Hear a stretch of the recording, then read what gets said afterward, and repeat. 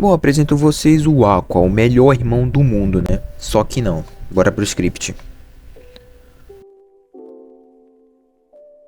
Bom, o segundo episódio de Oshinokoi é nos apresentado a vida, né? Depois de tudo que aconteceu dos gêmeos já na vida adolescente deles. E nos mostra que a Ruby quer se tornar uma idol, né? Igual a mãe dela. E que ela estava passando, né, por um teste de audição, né, para ela conseguir entrar nesse grupo de idols que ela queria.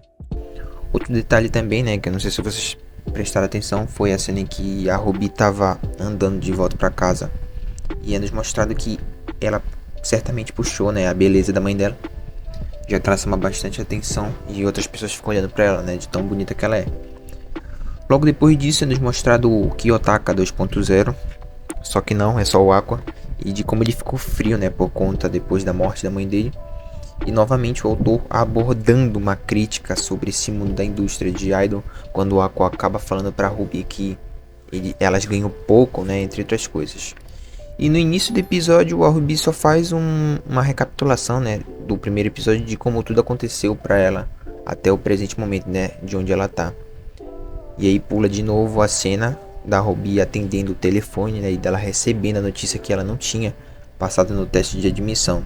Só que corta a cena novamente e nos mostra que o Aqua estava na casa daquele diretor cabeludo, né, e que na verdade foi ele que atendeu o telefone se passando pela agência que estava fazendo o teste de admissão dela, né, e que foi ele que planejou para que a irmã não passasse no teste. O diretor acaba até falando, né, que ele estava sendo muito protetor com a irmã dele, né, ao ponto de acabar com o sonho dela, né. Realmente ele está bastante frio. Qualquer semelhança é mera coincidência. Só que o Aqua só tem medo, né, dela entrar nesse ramo e acontecer a mesma coisa que aconteceu com a mãe deles, né, que ela acabou falecendo. Mas por coincidência do destino, como a própria Ruby falou, ela acaba sendo recrutada, ela acaba sendo recrutada por um outro grupo de idol underground. Só que o Aqua ficou meio desconfiado dessa agência que chamou a Ruby e foi investigar, né, se disfarçando de alguém da agência da mãe deles adotiva. E é até engraçado falar isso porque um pouco mais lá na frente ele fala pro diretor que ele não é bom em atuar, né, e claramente nessa cena ele é bom.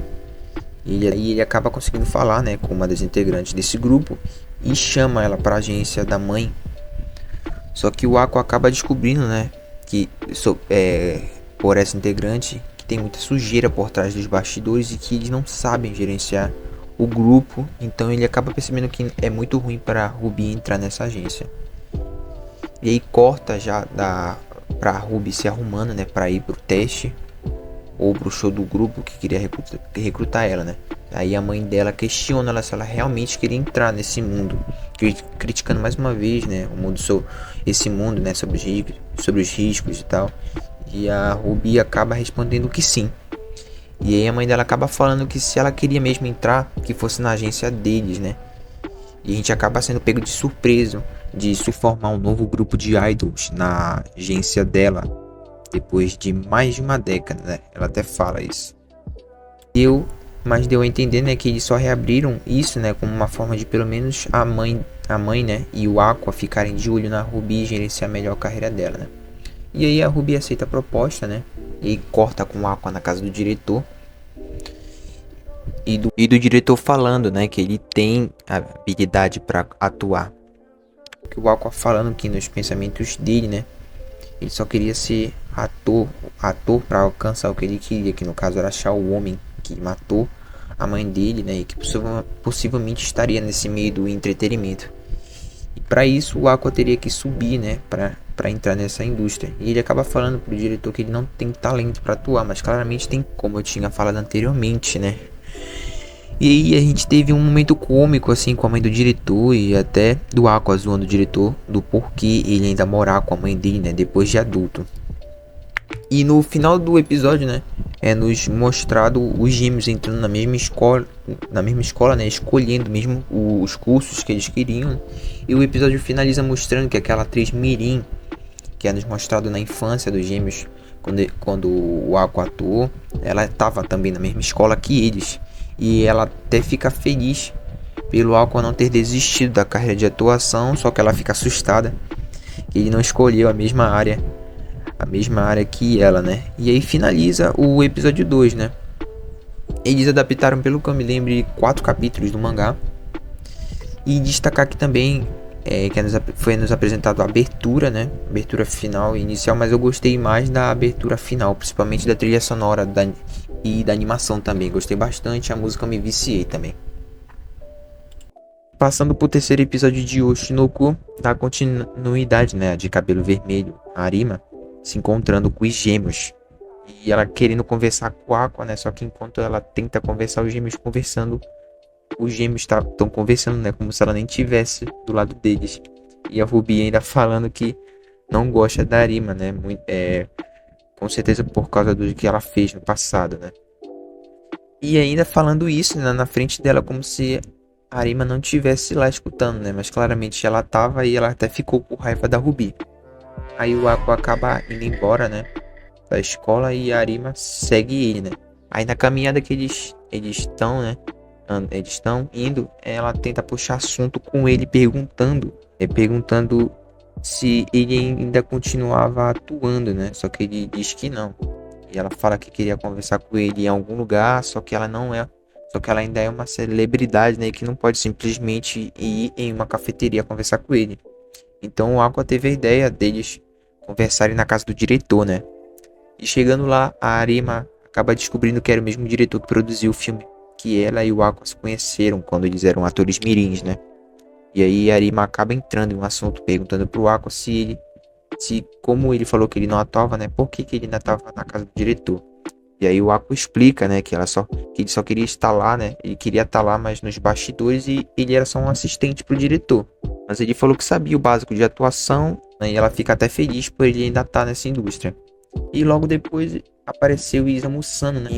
Em uns momentos engraçados da mãe do diretor, né? E principalmente também da Arima falando que o diretor era um parasita e que estava sugando a mãe dele. E no mesmo trecho também, o engraçado é da Arima se gabando porque ela tem muito dinheiro guardado que ela ganhou como atriz mirim na época. E aí a Arima acaba perguntando pro diretor se ele tinha alguma gravação do Aqua, a criança atuando. Só que o diretor acaba falando que se ela quisesse ver o Aqua atuando de novo, ela ia ter que convencer ele de atuar novamente.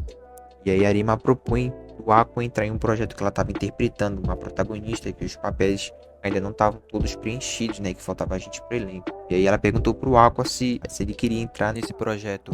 E ela tentou convencer ele, só que nessa que ela tava tentando convencer ele, ela acaba falando o nome do diretor, que era o responsável por cuidar desse projeto. E ele acaba lembrando desse nome e de algum lugar. E aí nos revelado um flashback do Aqua explicando que depois que a Ai, né, a mãe deles biológica, faleceu, ela deixou 3 celulares. Um era um celular profissional e o outro era pessoal. E os dois só tinham registros de membros, né, do grupo e funcionários da agência da época. E o Aqua fala que, embora a Ai, né, a mãe deles, parecesse distraída, ele acaba descobrindo que ela era muito mais cuidadosa do que ele imaginava e que ela não poupava esforços, né? Ela não poupou esforços para proteger o segredo dos gêmeos, né, para eles não serem revelados para o mundo.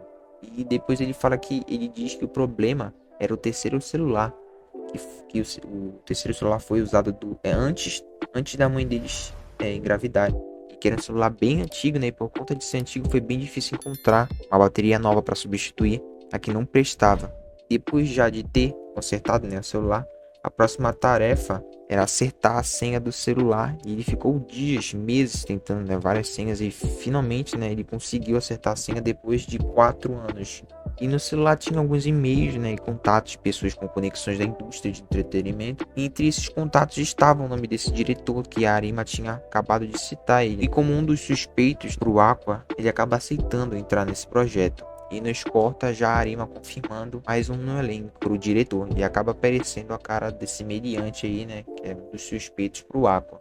E aí pula de novo a cena já pra Ruby e o Aqua junto com a mãe deles em casa, né? E da Ruby descobrindo que o Aqua vai voltar a atuar, dela relembrando a Ai falando que ela seria uma futura idol, que o Aqua seria um futuro ator. Só que enquanto ela fala isso na mente do Aqua, ele pensando, ele só entrou mesmo nesse projeto porque ele queria se aproximar desse diretor que interagiu com a mãe dele para ver se ele conseguia um fio do cabelo do diretor. E tem outra cena, né, que eu não sei se eu posso chamar de cômica, mas é da Ruby com a mãe dela reagindo a um trecho da série de TV que o Aqua vai participar. E elas não conseguindo ver tudo, porque é tão ruim a atuação dos atores.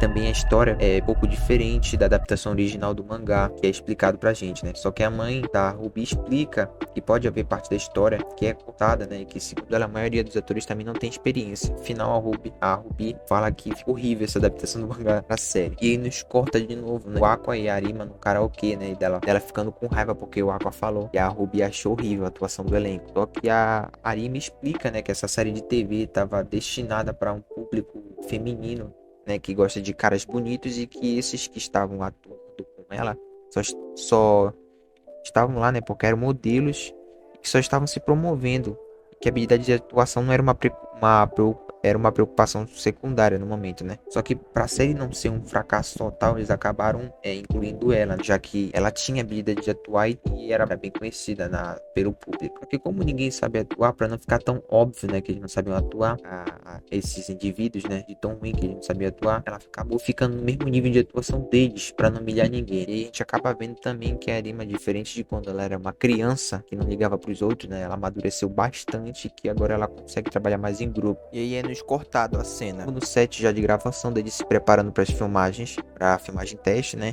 E aparece esse indivíduo aí, que eu não quero nem falar dele, senão eu vou dar um murro na tela do computador. E continuando, o Aqua acaba conseguindo conhecer pessoalmente o diretor. E ele falando na mente dele, pensando que ele tem que dar um jeito de conseguir coletar uma amostra do DNA dele. Aí tem uma rápida cena deles fazendo um ensaio e depois pula pra Arima falando que o Aqua saiu muito bem para alguém que só sabe o básico de atuação. E até fala que ele já aparece, né, atuar faz há muito tempo. E o assunto acaba mudando, falando sobre Arima e de como ela tava num período difícil da carreira dela de atriz, já que ela estava sumida dessa indústria faz um tempo. Mas ela explicou, né, que nunca tinha parado e que sempre continuava treinando. Que ela disse que finalmente, né, ela estava sendo reconhecida pelas habilidades dela. Bom, pelo menos foi o que eu achei e que ela achou também. Só que a cena pula pro Aqua no intervalo de gravação e do lado de fora tava o diretor, né, que ele estava interessado, né?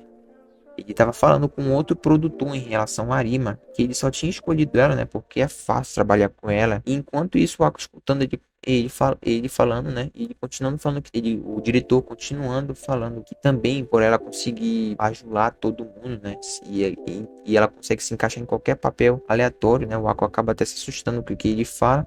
E o diretor continuando falando também que para aproveitar, né, que ela também é conhecida pelo público e que ela também estava sem agência e a taxa de desempenho dela também estava sendo mais barato para ele. E enquanto o diretor estava conversando, ele também estava fumando um cigarro. E aí, quando acabou o intervalo, o Aqua conseguiu pegar alguns cigarros que o diretor usou para pegar com uma amostra de DNA. E o Aqua acaba até pensando sobre o que a Arima falou, perceber e a Arima falou, e percebendo que o diretor não estava nem ligando, né, para a habilidade dela de fato, só para interesse e lucro próprio. E o Aqua até fala que é assim que o mundo funciona. E o episódio acaba finalizando com o Aqua voltando para as gravações e falando que aquele já estava lá, né, ele podia muito bem extravasar. E esse extravasar, né, deu a entender, pelo menos para mim, que ele vai com tudo, vai mostrar todas as habilidades dele de atuação, né, só de raiva do que ele ouviu o diretor falando, né? Finalizando assim o terceiro episódio de Oshinoko. Eles adaptaram, não me lembro direito também, eu acho que foi 3 capítulos do mangá. Foi isso. Se vocês gostaram aí das duas análises aí, espero que vocês tenham gostado. Se vocês quiserem entender melhor o que aconteceu no primeiro episódio, só apertar aí no quadradinho aí do meu vídeo anterior que eu fiz a análise do primeiro episódio. Tamo junto, família!